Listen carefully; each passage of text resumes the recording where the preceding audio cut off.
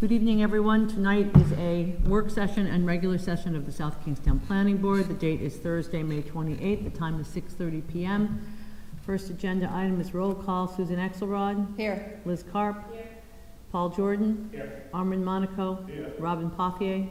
Caper Wilson. Here. And Maria Mack is here. Next agenda item is approval of minutes. This includes January 13, 2026 work session revised, January 27th, 2026 regular session revised, February 10th, 2026 work session, March 10th, 2026 work session, March 24th, 2026 regular session, April 14th, 2026 work session, and April 28th, 2026 regular session. Any changes, corrections to these minutes? I'm really surprised given the amount of minutes. Other than, I don't know if it's the AI, Lynn, but they keep spelling Andy Tights' name wrong. And there was one other typo in, There's a couple of word choices that are a little bit weird, Yeah. but it's not worth. like imminent was spelled incorrectly, but that's, Right. you know. Would someone like to make a motion to approve the minutes? I'll make that motion. We have a motion from Caper. Do we have a second? Second from Liz. Nothing, if there's nothing else, all those in favor say aye. Aye. Nays? Recusals? Or abstentions, rather. All right, our next agenda item, Green Street Manor, major multi-household land development project to construct a 4-unit residential structure with associated parking and stormwater management located at 12 Green Street, Peacedale. There is a request to continue this to June 23rd, 2026 due to staff scheduling error. Yeah, Madam Chair, they had originally requested to be on the June agenda, and I erroneously put them on this agenda by accident. However, since then, I've received a request from their attorney, James Callahan, to actually continue this to the September meeting, Okay. which would be September 22nd, 2026.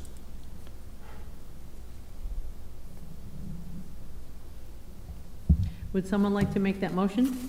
I'll make that. I'll second. Motion from Susan, second from Caper. Any further discussion? Hearing none. All those in favor say aye. Aye. Nays. Next one, 2001 Kingstown Road, minor multi-household land development project to demolish an existing single-family home and develop a property with 1 duplex structure and 1 triplex structure located at 2001 Kingstown Road, Wakefield. This is a request for a continuance until June 23rd, 2026. Anything else on this? Nope, nothing to add to that one. Okay. Would someone like to make that motion? I- Was that Paul? Motion from Paul. Is there a second? I'll second. Second from Caper. Any further discussion? Hearing none. All those in favor say aye. Aye. Next item, Hampton Place, request for extension of combined master plan preliminary plan to construct 3 additional commercial buildings on a property already developed with 1 commercial building. Let's see, the request is for until, they're requesting extension until August 1st, 2027, I believe. Yeah, it's a 1-year extension. They are through with their by right extensions, so we're now down to annual 1-year Okay. extensions for cause. Would someone like to make the motion? My concern with extending things that are so old, because site conditions may change, people who are affected might have come and gone, and new people know nothing about what's going on. So, I've seen it in other situations, and it worries me. So we do have a representative for the applicant here, if you would That's like very to hear convenient. from them, and she might be able to answer your questions.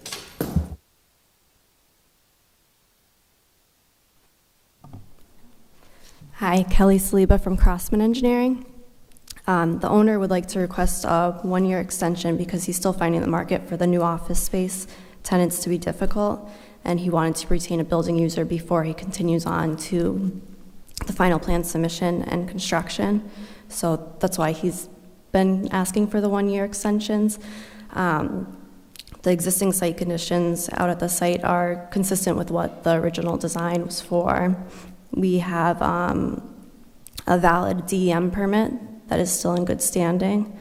And I do not believe there's been any changes to the comprehensive plan since the original approval and the previous extension. Mm-hmm. So there'd be no new impervious surface, it's just buildings going up on an existing paved area? Or is it It's behind the Kochai. Right, but are the buildings going in an area that's already paved, or is this land that's currently undeveloped? It's currently undeveloped, All right, so there would be stormwater controls and whatnot that have to be done. which we already have permits for, and it's been designed and approved. Okay, thank you. And do your permits, you referenced the DEM permits, will they extend to that date? Yes, so it continues to be valid as long as the owner keeps paying the yearly fee. And I will say that this was an issue that came up when I reviewed the extension request, and Ms. Saliba provided me with the documentation from DEM to confirm that the permit is valid and ongoing. Very good. Anyone else? I don't have Paper? any issues with voting to approve the current request. But what does concern me is the master plan was approved in 2015, I believe. And I'm very sympathetic, and I understand the issues with the commercial market and the demand for commercial property of significant size nationwide. So I guess one of the things is, my concern is I'm not a fan of having issues come back year after year, and having the land be dormant and underutilized. I think it's taxing for everyone. And I mean, is this something where there might be a possibility of having the owner explore other kinds of uses, or at least with a segment of the property? You know, I think that's up to them. We do have the practice of asking, especially once it's gone beyond a couple of years, asking for what the rationale is, and as long as they provided what we feel is a reasonable explanation, we have in the past done a continuance extension. I appreciate that, but I'm very sympathetic to the fact that the problems they've identified, I've read their prior applications and I understand the basis for that, and I'm very sympathetic to the need, but my dilemma is I'm not seeing any sort of upcoming market changes that are going to resolve that problem, and I just feel like we're collectively kicking the can down the road. I think that'll be up to the applicant to make a decision as far as pursuing other avenues. Madam Chair, have any of our development regs changed that would apply if this were a new application on this particular lot, or is it the same set of conditions? No, it's the same set of conditions, same set of regulations. So nothing changed, okay. Anything else? Well, I do think that you can put a cap on the extension period so that we don't end up with a 20-year-old continuance, right?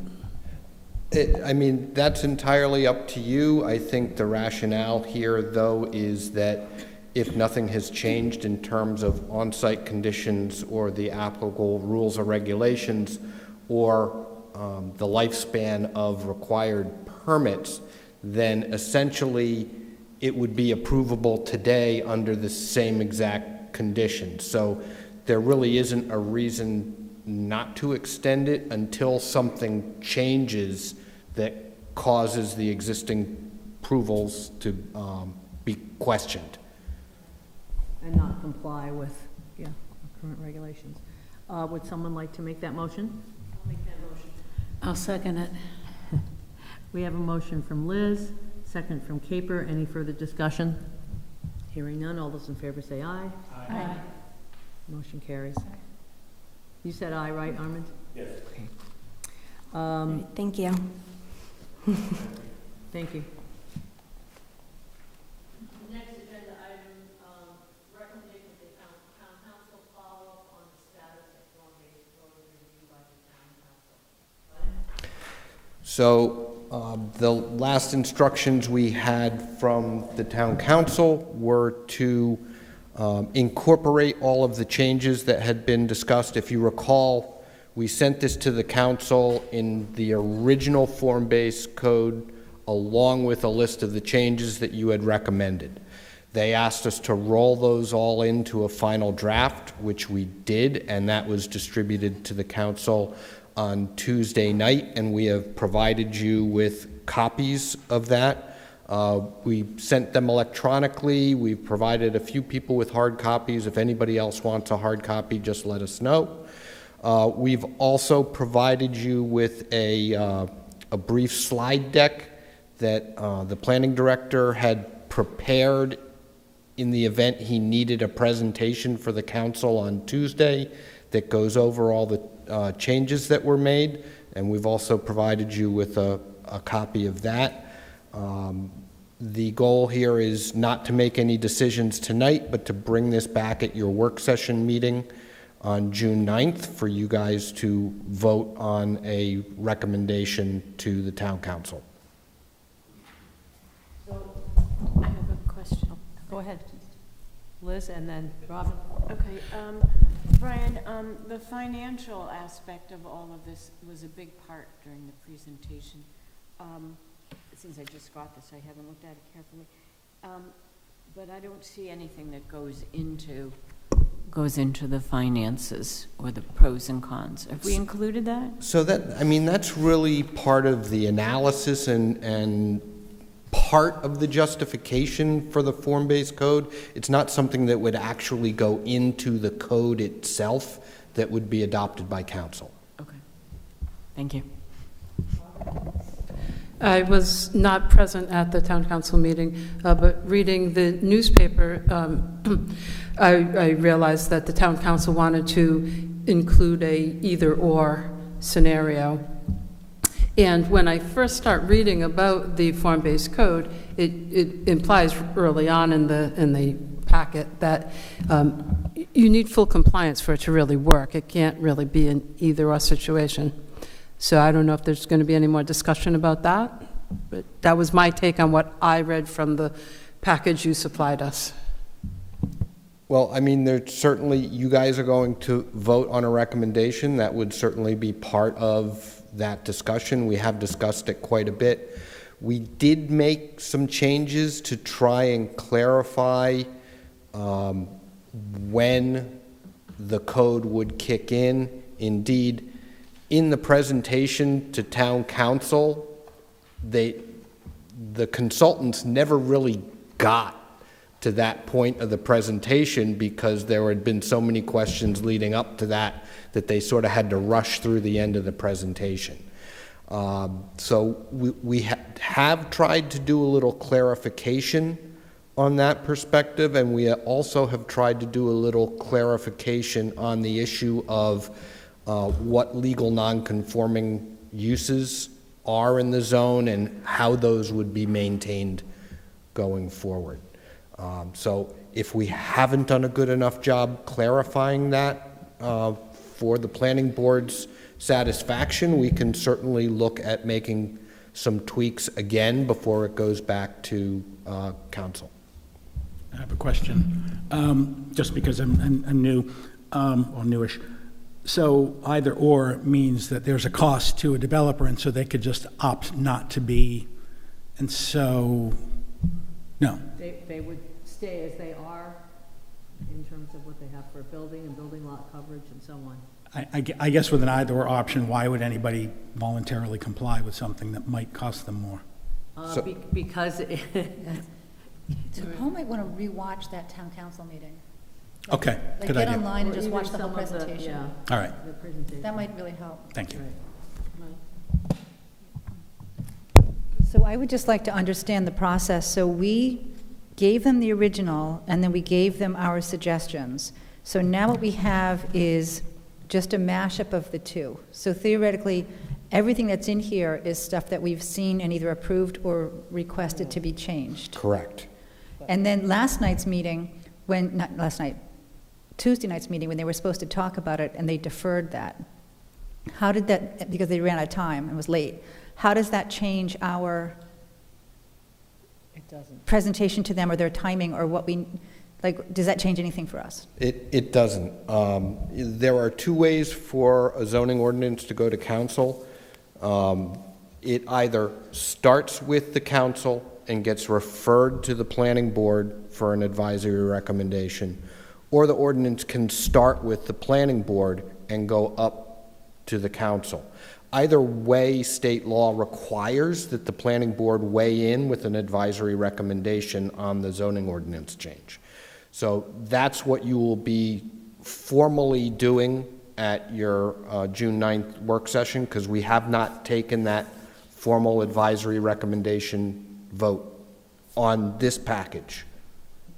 But our suggestions and changes to the original, did we vote on that? No.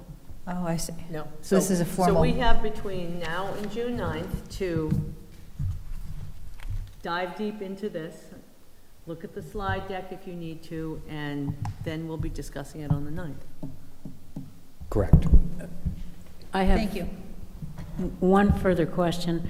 I see in the presentation slides, you have overviews of the changes on several of the slides.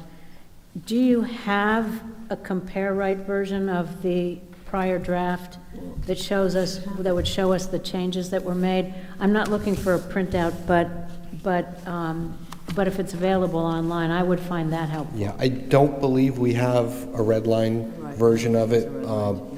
partly because our consultant has been working in a different program. They've been working in InDesign and not Word, so it doesn't have the same capabilities. It's more of a design program than a word processing program. Any other questions? Robin?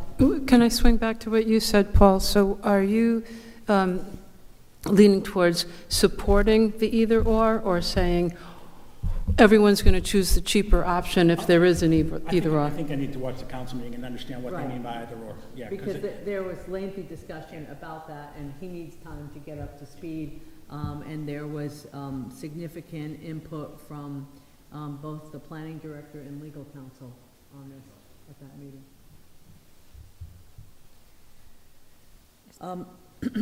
Is that man in the audience here? That brings us to, we don't have anything from any special items. We have just the administrative officer's decision. We do need a duty member for the next TRC meeting. Oh, right. Wow. Paul's in Yep, 2 that's feet. Excellent. So that's June 10th. You are able to decide whether you want morning or afternoon.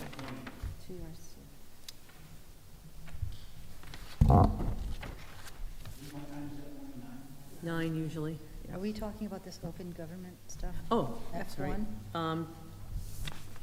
Brian, do you have something about this open gov permitting in relation to agenda management? Whatever that is? So, the town opened its new online planning permitting process. We're working through the OpenGov portal, just like the building official is. That's at the requirement of the state.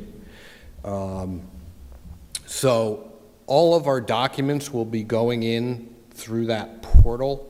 We are going to discontinue maintaining the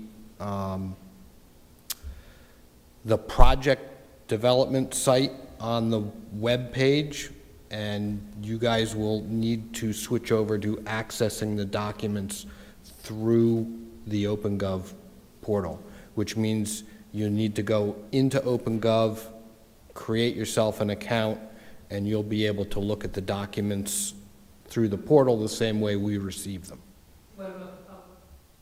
The public can do the same thing.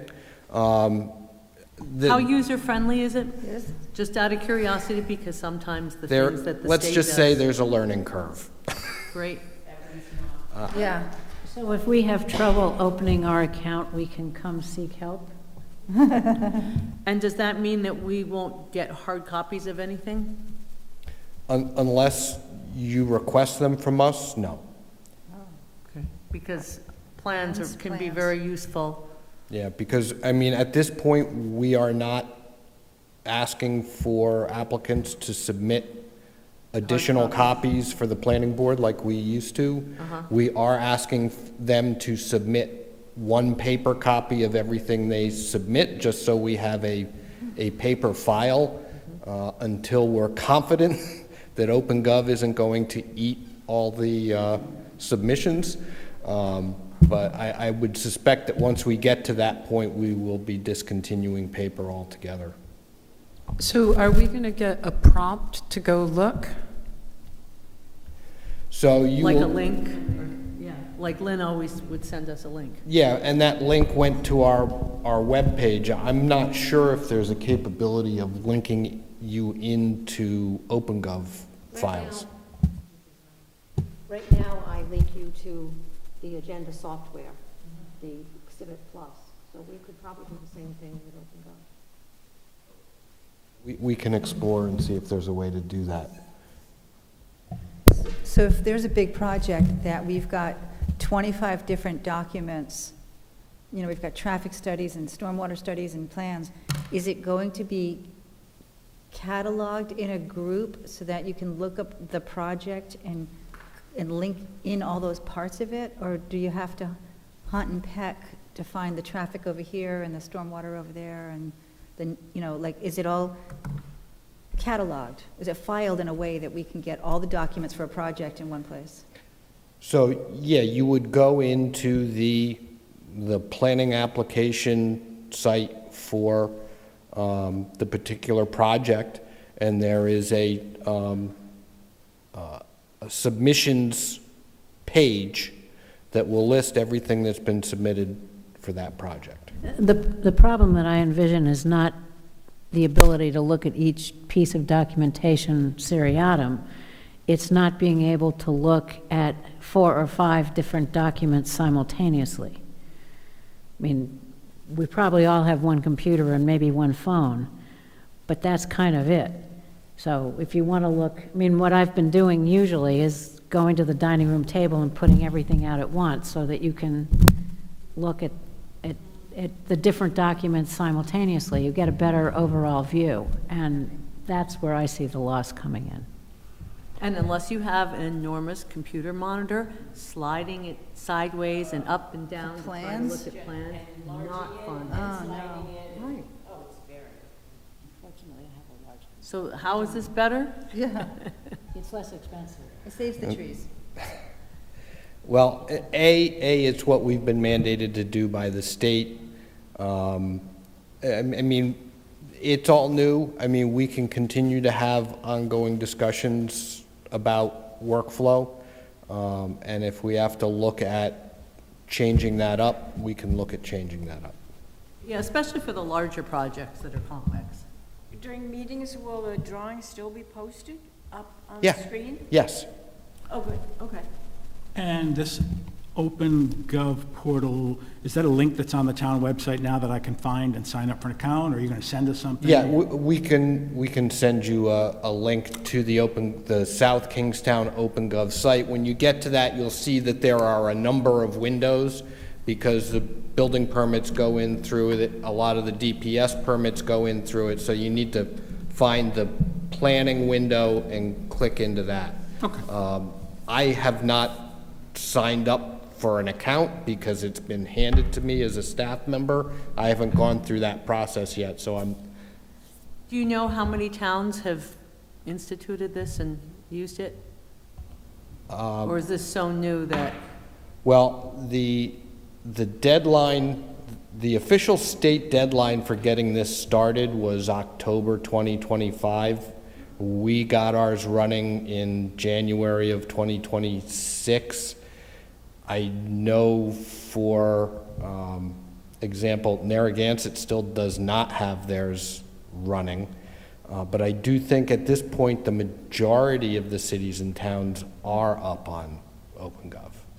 and have you heard of how well it's been working or not? It's not perfect. I'm That's what having, they said about the W-2 issue, too. Right? yeah, I'm having issues in that some of the application phases and stages as spelled out in state statute are not present in OpenGov. I've asked the state to make changes, because there's some changes we can make internally that we can customize for the town, but there are other things that all have to be done at the state level. And the underlying permit stages and stuff like that, all have to be done at the state level. Just by way of example, combined master preliminary. That is specified by statute that people are allowed to do that. It is its own separate stage of review because it includes everything from both processes. Yet OpenGov does not provide a way to submit for combined master and preliminary. So I'm running into things like that. Yeah. Well, we shall see. Brian, would it be easier if we came in as a group and you walked us through the process? Or should we try to probably best to try to stumble through it ourselves and then bug you individually? Yeah, give it a try on your own. If it's problematic, we may have you come in as a group and have somebody from IT walk you through it. Okay. That brings us to the end of the agenda. Would someone like to make a motion to adjourn? I will make that motion. Motion from Liz. Do we have a second? I will second. Second from Caper. Any further discussion? Hearing none. All those in favor say aye.